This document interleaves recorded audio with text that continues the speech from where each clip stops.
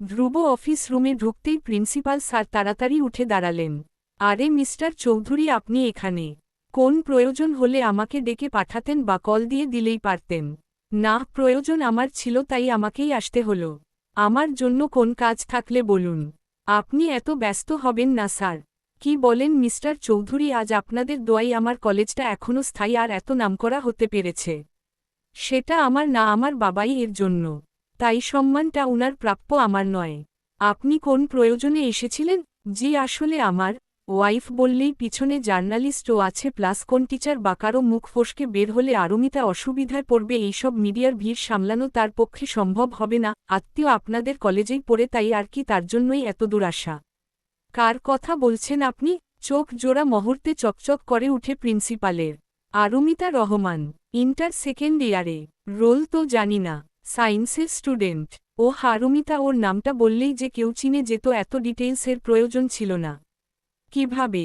কেন আপনি জানেন না আরুমিতা একজন ব্রিলিয়ান্ট স্টুডেন্ট, সবসময় কলেজের ফার্স্ট গার্ল হয়ে এসেছে, শুধু নিজের ডিপার্টমেন্টের না, সবগুলো মিলেই। আপনি নিশ্চয় তার বেতন পরিশোধ করতে এসেছেন, তাকে আমি বলেছিলাম টাইম নিতে। আর যদি জানতাম আপনাদের রিলেটিভ, তাহলে তো বেতনের প্রশ্নই উঠত না। প্রিন্সিপালের কথায় ধ্রুব বুঝে যায় আরুমিতা আসলেই বেতন দেয়নি। তা কেন হবে? বাকি স্টুডেন্ট যেমন বেতন দিয়ে পড়ছে তাকেও পড়া উচিত। কথাটা বলেই 50,000-এর একটা চেক কেটে প্রিন্সিপালের দিকে এগিয়ে দেয়। এত না, রেজিস্ট্রেশন মিলে তো 10,000-এর মতো। ব্যাপার না, বাকিটা ফান্ডে জমা করে দিয়েন। জি, ধন্যবাদ আপনাকে। আপনি একটু আরুমিতাকে ডেকে দেন, ওর সাথে আমার একটু কাজ আছে। প্রিন্সিপাল সাথে সাথে পিয়নকে ডেকে আরুমিতাকে ডাকতে পাঠিয়ে দেয়। আরুমিতা তখন মনোযোগ দিয়ে বায়োলজি ক্লাস করচ্ছিল, হঠাৎ করে পিয়ন তার নাম ধরে ডাকায় অবাক হয়ে যায়। পরক্ষণে ভাবে হয়তো বেতনের জন্যই প্রিন্সিপাল ডেকেছে। প্রাইভেটগুলাও তো সব বাদ হয়ে গেছে, এইচএসসি সার্টিফিকেটটা পেলেও একটা কাজ হতো, কিন্তু সে সার্টিফিকেটও তো হাতে আসতে এখনও অনেক দেরি। আব্বুর কাছেও তো চাইতে পারবো না। কি করি, 1 বছর ড্রপ দিলে সামনের বছর আবার 2 ইয়ারের খরচ পুনরায়। আরুমিতা কথাগুলো ভাবতে ভাবতেই অফিস রুমের সামনে এসে দাঁড়ায়। অফিস রুমের সামনে স্টুডেন্টদের এত ভিড় দেখে অবাক হয়। ওরে রুম একদম কোনাই হওয়ায় এইসব হইচই অতদূর অবধি যাচ্ছে না। আরুমিতা ভিড় ঠেলে ঠুলে কোনোরকম ভিতরে প্রবেশ করে হাফ ছাড়ল। প্রিন্সিপাল স্যারকে সালাম দিতেই স্যার মুচকি হেসে সালামের জবাব নিলেন। আসো আসো আরুমা, স্যার আমাকে আর কয়টা দিন সময় দেন, আমি বেতন দিয়ে দিব। আরে না না, তোমার বেতন পরিশোধ করে দেওয়া হয়েছে। আমার বেতন কে পরিশোধ করবে? অবাক হয়ে, তোমার আত্মীয় ওই ভিতরের রুমে তোমার অপেক্ষা করছে, যাও। আরুমিতা অবাক হয়েই প্রিন্সিপালের রুমের পাশের গার্ডিয়ান রুমের দিকে পা বাড়ালো, আর ভিতরে ধ্রুবকে দেখে তো অবাকের মাত্রা বেড়ে গেল। আপনি এখানে? অন্য কাউকে আশা করছিলে নাকি? হুম, আত্মীয় বললে আর যাই হোক, স্বামীকে আশা করা যায় না। নাকি স্ত্রীর পরিচয় দিতে লজ্জা করচ্ছিল? আরে হুম, ছোটলোক একটা মেয়েকে বউ হিসেবে পরিচয় দেওয়াও যায় না।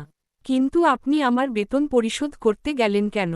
আমার আর কাজ নাই তো মামুনি, তোমার জন্য টিফিন পাঠাইছিল, আর সেটা দিতে এসেই শুনি বেতন দেওনি, আর আত্মীয় এমন করলে নাক কাটা তো বাবাই এড়ি যেত। তাই বাবাই এর কথা ভেবেই পরিশোধ করেছি, তোমার জন্য না। আমি কারো দয়া চাই না। দিব এবার কানের নিচে এক থাপ্পড়, কাল থেকে ঢং দেখছি। ওহ, আমি ঢং করি? থাপ্পড় খাবা? আপনি চলে যান এখান থেকে। আর নিজের টাকাটা নিয়ে যান। পরিশোধ করা টাকা কিভাবে নিব? এত যখন চিন্তা, তো তুমি নিজে পরিশোধ করো। কিভাবে? 4 মাস পরে আমার অ্যাসিস্ট্যান্টের অ্যাসিস্ট্যান্ট এক কাজের জন্য ছুটিতে থাকবে, তখন তার বদলে 2 মাস কাজ করবা, ব্যাস, তোমার টাকাও পরিশোধ আর আমার কাজও হয়ে যাবে। আরুমিতা ভাবল 4 মাসে তার এক্সামও শেষ হয়ে যাবে, আর সে তখন ফ্রিও থাকবে, তাই সময় নষ্ট না করেই হ্যাঁ বলে দেয়। ধ্রুব হাসে, সে জানত আরুমিতা হ্যাঁ বলবে, সেজন্যই সে এমনটা বলে, কারণ তার পরীক্ষা সামনে, এখন যদি জেদে আরুমিতা কাজ করতে লাগত তাহলে তার পড়ালেখায় ইফেক্ট পড়ত। আরুমিতা বের হতেই ধ্রুবের টিফিনের কথা মনে পড়ে, আর সেও আরুমিতার পিছে হাঁটা ধরে। সবাই তো অবাক হয়ে তাকায় থাকে। এত বড় সুপারস্টার কিনা একটা সাধারণ মেয়ের পিছনে টিফিন নিয়ে দৌড়াচ্ছে। ধ্রুব এবার চেঁচিয়ে উঠে, আরুমিতা! আরুমিতা অবাক হয়ে পিছনে তাকায়। আপনি আমার পিছু নিচ্ছেন কেন?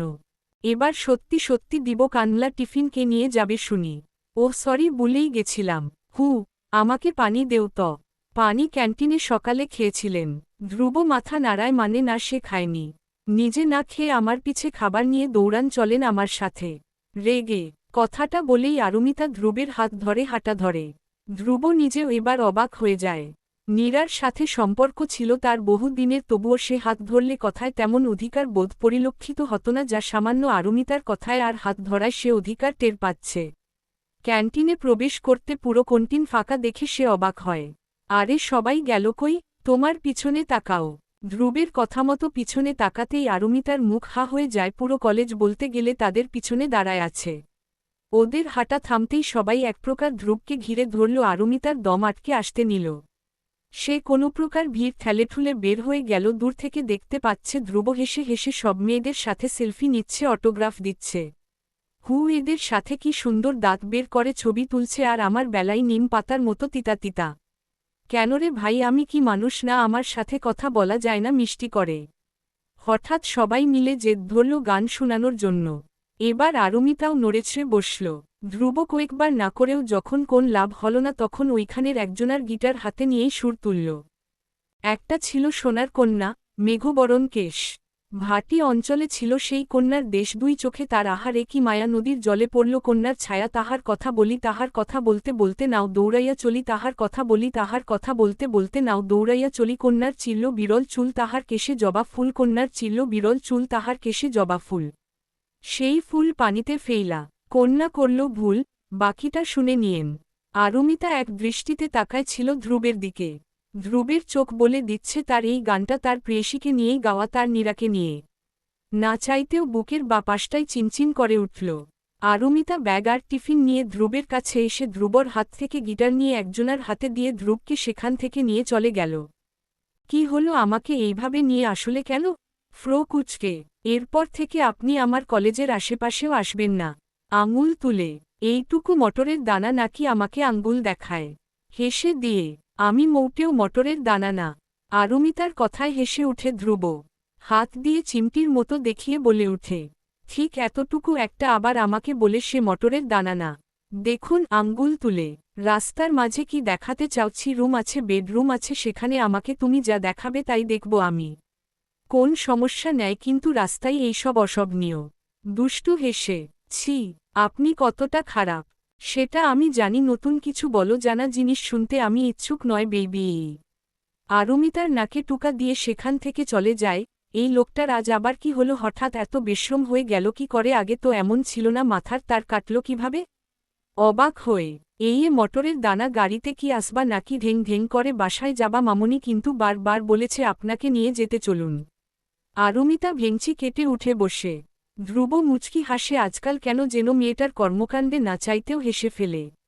ধ্রুব চশমার ফাঁকে আরুমিতার দিকে তাকায়, আর তাকাতেই আরুমিতার শান্ত দৃষ্টি জানালার বাহিরে চোখে পড়ে।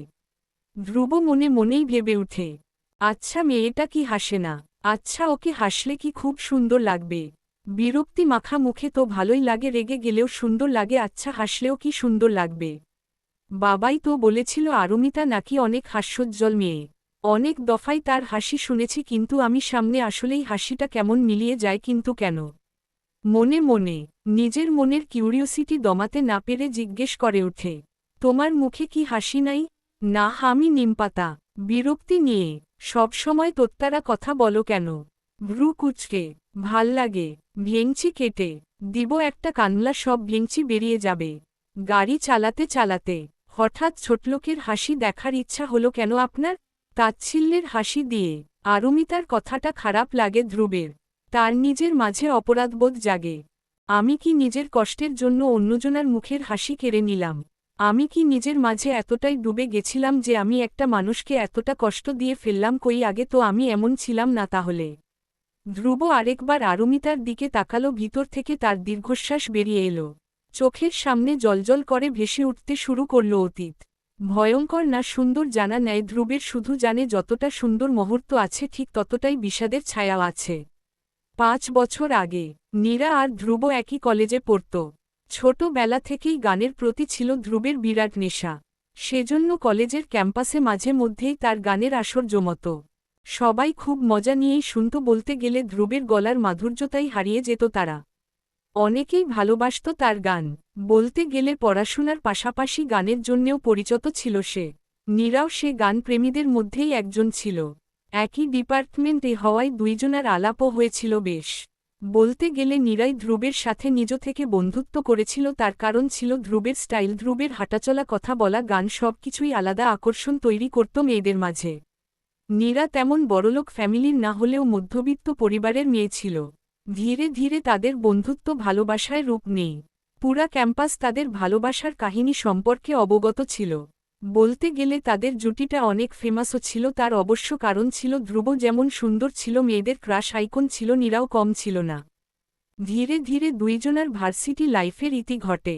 ইতিমধ্যে ধ্রুব অনেক গানের ইন্ডাস্ট্রিতে অডিশনও দেয়, কিন্তু হয় না। কিন্তু ততদিনে নীরা বেশ কয়েকটা মডেলিং এর প্রজেক্ট পেয়ে যায়। ভালোই নাম ডাক সুনাম অর্জন করতে শুরু করে। ততদিনে তাদের সম্পর্কের 3 বছর হতে চলেছিল। কিন্তু ততদিনে নীরা অনেক উপরে উঠে গেছিল।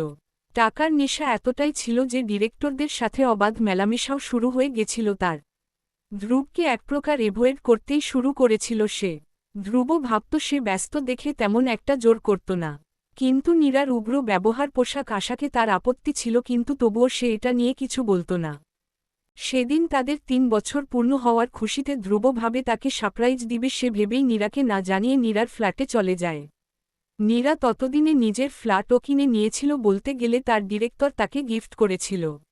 ধ্রুব ফ্ল্যাটে ঢুকে বেল বাজাতেই তার চোখ যায় দরজা খোলা। ধ্রুব খুশি হয়ে যায়, ভাবে সারপ্রাইজ এবার ভালো করেই দেওয়া যাবে। ধ্রুব দরজা খুলতে তার চোখে পড়ে ফ্লোরে নীরার ড্রেস এদিক ওদিক ছড়ানোর সাথে পুরুষের শার্ট ব্লেজার দেখে ধ্রুবের পা যেন সেখানেই থমকে যায়। আস্তে আস্তে পা সামনের দিকে এগুতে নিলেই কানে ভেসে আছে কিছু আপত্তিকর শব্দ। ধ্রুব সেখানেই বসে পড়ে হাঁটু ভেঙ্গে।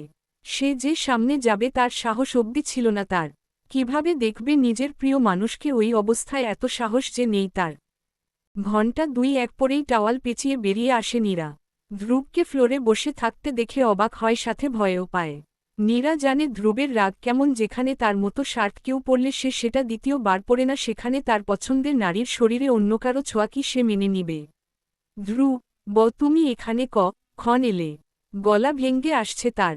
যখন তুই নোংরা খেলায় মেতেছিলি তখন। এসে তোদের প্রাইভেট টাইম নষ্ট করলাম নাকি? নীরার দিকে তাকিয়ে নীরা ধ্রুবের চোখ দেখে ভয় পেয়ে যায়। ধ্রুবের চোখ জোড়া রক্তিম হয়ে আছে, ফুলেও গেছে, দেখেই বোঝা যাচ্ছে অনেকক্ষণ অবধি কান্না করার ফলে এমন হয়েছে।